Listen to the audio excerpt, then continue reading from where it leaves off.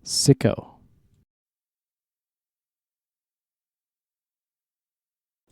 Get your hands off me, you sicko. Sicko.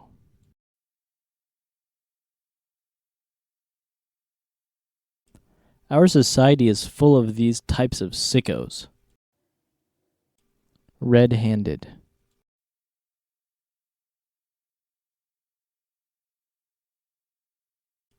The little boy was caught red-handed stealing cookies out of the pantry. Red-handed.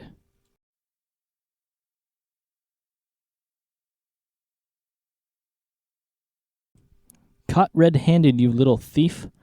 I knew someone was stealing my change. Red-handed.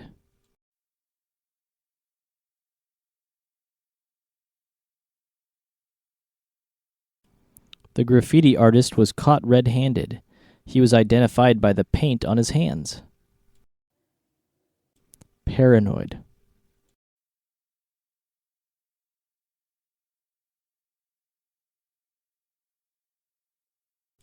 Don't be paranoid, Bob. Even if there were aliens, they wouldn't want to abduct you.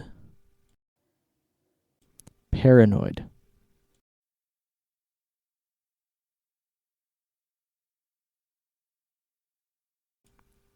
Paranoia is characterized by extreme anxiety and fear. Paranoid.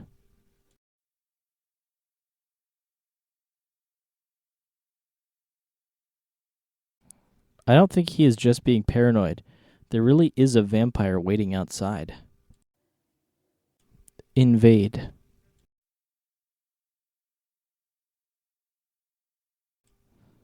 The troops invaded at dawn. Invade.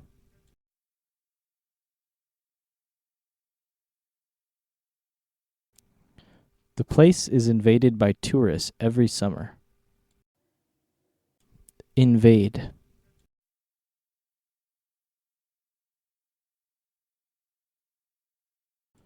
I must insist you not come in. It really is an invasion of privacy.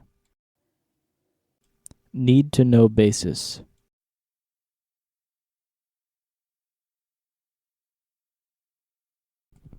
The details of my date last night are on a need to know basis. Need to know basis.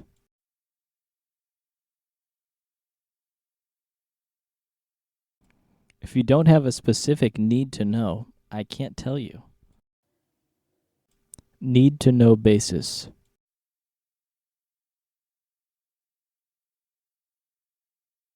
Access to the report of the UFO crash are on a need to know basis.